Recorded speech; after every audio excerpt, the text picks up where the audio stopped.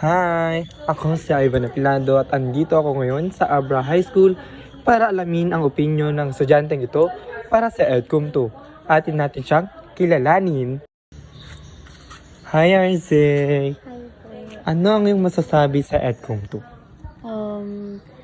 Ang masasabi ko lang po sa EDCOM 2 ay nakakatulong po ito sa ating edukasyon, lalo na sa mga guro at sa mga kapwa ko estudyante dahil alam naman po natin na ang Pilipinas ngayon ay may pinagdadaan ng learning crisis. Kaya ang EDCOM 2 ay nakakatulong po ito para mapalago ang aming karunungan at makatulong na rin sa mga guro sa pagtuturo sa kanilang mga estudyante.